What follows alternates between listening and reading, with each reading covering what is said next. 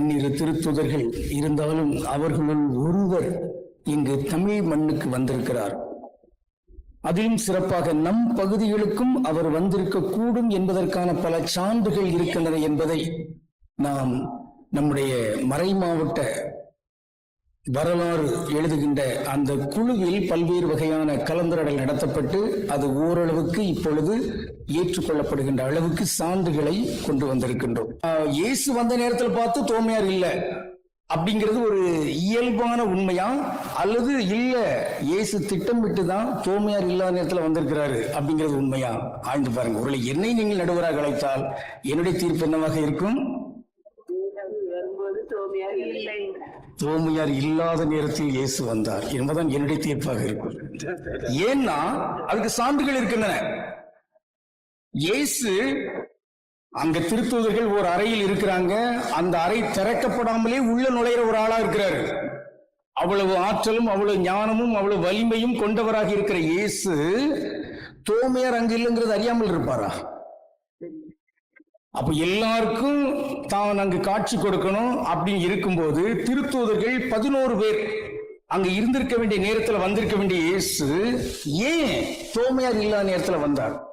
அப்ப திட்டமிட்டு தான் வந்திருக்கிறார். ஒருத்தர் அவர் இல்லாத நேரத்தில் வரணும், அதன் மூலமாக இங்கே ஒரு செய்தியை நான் சொல்ல வேண்டும் என்பதுதான் அங்கு ஒரு கருத்தாக எனக்கு தோன்றுகிறது. ஏன் இப்படி சொல்றேன் அப்படின்னா, தோமையார் இல்லாத நேரத்தில் வருவதனால் இங்கு இயேசுவுக்கு ஒரு செய்தியை வலிமையாக சொல்ல வேண்டும் என்கிற ஒரு எண்ணம் தோன்றுகிறது.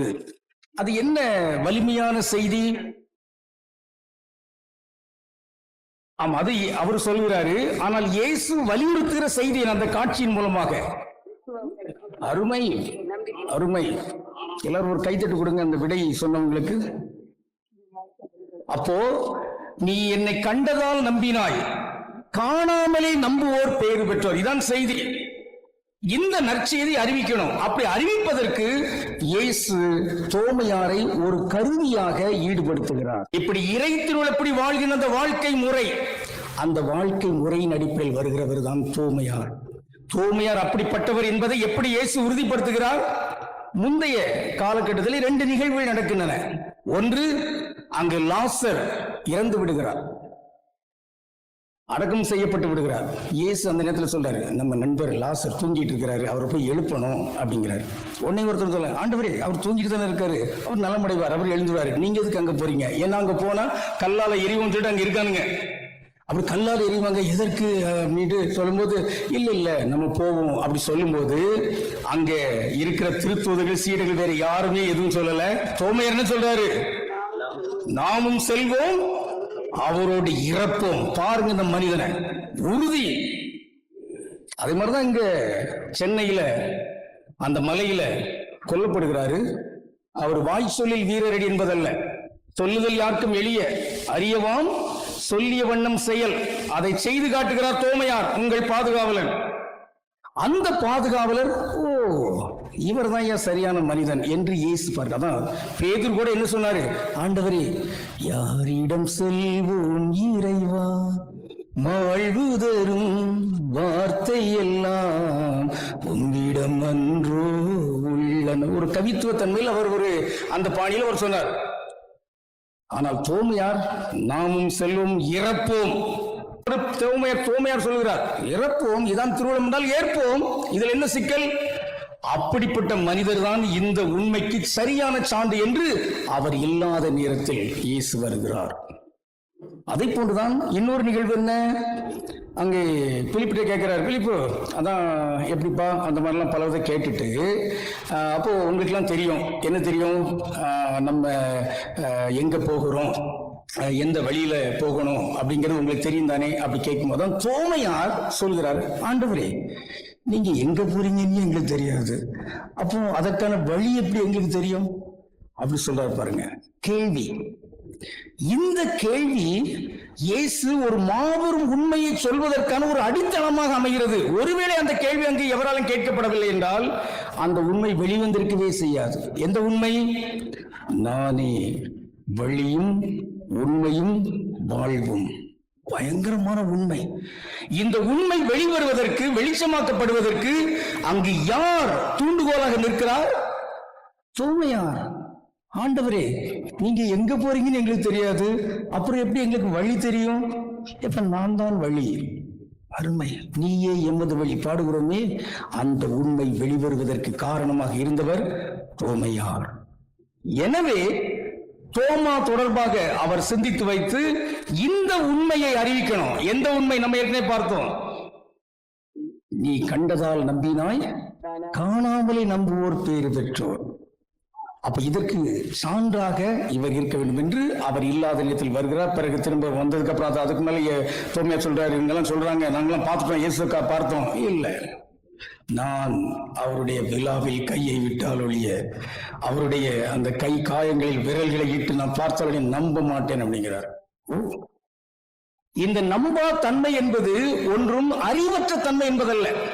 இந்த உலகத்துல ஐயங்களின் ஐயாக்கள் அப்படின்னு இருக்காங்க, மாஸ்டர்ஸ் ஆஃப் சஸ்பிஷன் அப்படின்னு சொல்லுவாங்க.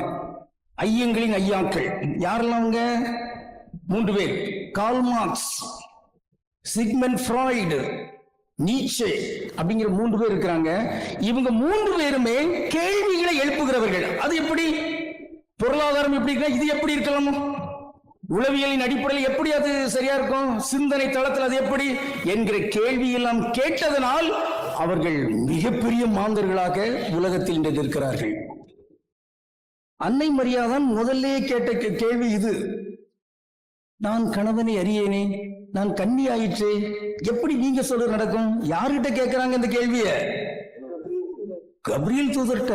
கடவுளின் தூதராக வந்திருக்கிற கபிரியல் தூதர் துணிஞ்சு கேட்கிறாங்க பாருங்க. எனவே இந்த கேள்வி கேட்டல் என்பது இறையியலுக்கும் ஒட்டுமொத்த மானுடவியலுக்கும் எதிரானதல்ல. கேள்வி கேட்கப்பட வேண்டும், அப்பொழுதுதான் உண்மைகள் வெளிவரும். இந்த கேள்வி கேட்டலுக்கான ஒரு ஆளாக தோமா சரியான ஆள் என்பதை இயேசு தேர்ந்தெடுத்து அவர் இல்லாத நேரத்தில் இந்த நிகழ்ச்சியை அவர் நடத்தி காட்டுகிறார். அப்ப நடத்துகின்ற பொழுது இயேசு திரும்ப வருவார் 2வது முறை. அப்போ அவரை பார்க்கிறாரு, இயேசு பேச தொடங்க. அப்பவே அவர் நம்பி விட்டார். ஏன்னா அவர் விரலுக்கு அங்க கையிலெல்லாம் விரல விடல, விழாவிலெல்லாம் கையெல்லாம் விடல. அப்படி விட்டு பார்த்ததுதான், ஆமா ஆண்டவரே நீர் தான் ஆண்டவர் அப்படி சொல்ல. அவர் அதற்கு முன்னாலே அவரை பார்த்த உடனே என்ன ஆயிற்று? ஆண்டவரே நீரே என் ஆண்டவர், நீரே என் கடவுள், அருமையாக சொல்லி முடிச்சிட்டார். இப்போ மற்றவங்களாம் இருக்கிறாங்களே ஒரு 10 பேர். இந்த 10 பேரும் இயேசுவை பார்க்காமல நம்புறவங்க. இயேசு முதல் முறை பார்த்தாங்க, நம்புறாங்க. தோமையார் அந்த இடத்துல இல்ல, அவர் பார்க்கல, அதனால நம்பாம இருக்கிறேன்னு சொல்லி சொன்னாரு. 2வது முறை வந்தாரு, நம்பினார். இப்போ இந்த கருத்தை சொல்கின்ற பொழுது ஒருவர் மனக்காயம் அடைகிறதுக்கு வாய்ப்பு இருக்குது, ஒரு குற்றவாளி என்கிற உணர்வு வர்றதுக்கு வாய்ப்பு இருக்கிறது, பொதுவாக சாதாரண மனிதர்கள். ஆனால் தோமா வலிமை மிக்கவர், திறந்த மனம் கொண்டவர், முதிர்ச்சி கொண்டவர். எனவே ஒரு கருத்து வருகிறது என்றால் அந்த கருத்தை ஒரு பந்து வருது அப்படின்னா திரும்ப டக்குன்னு அடிக்கிறதுன்னு இல்லை, அதை உள்வாங்கி தூக்கி போட்டு அதன் பிறகு அடிக்கிறவர். அதான் விளையாட்டு. அதுதான் தோழர்கள்லாம் இருக்கிறாங்க. வந்தவொடனே அடிச்சா கண்டபடி போகும். ஆக உணர்ச்சி வயப்படாமல் முதிர்ச்சியான தன்மையில் அணுகக்கூடிய ஒருவராக தோமா இருப்பதனால் இந்த நிகழ்வையே இயேசு ஒரு கதை வேந்தனாக தோமையாரை வைத்து அதை நிகழ்த்துகிறார். அப்போ அவர் சொல்ல வேண்டிய அந்த உண்மையை இந்த திருத்தூதர்களுக்கெல்லாம் சொல்லியாச்சு, உலகம் சொல்லியாச்சு. அதனால இன்னைக்கு பண்டார குளத்துல தோமையார் விழாவை நம்ம கொண்டாடிட்டு இருக்கிறோம். இயேசு உயிர்த்தெழுந்த ஆண்டவர் என்பதை இங்கு நம்பி இருப்பதால் இந்த விழாவை நாம் கொண்டாடி கொண்டிருக்கிறோம்.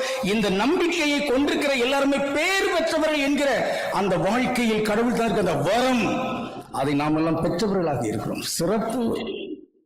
அப்படி என்றால் இங்கு கண்ணால் கண்டதனால் நம்புவது என்பது பெரிய சிறப்பல்ல. ஆனால் காணாமலே நம்புவோர் இங்கு பேரு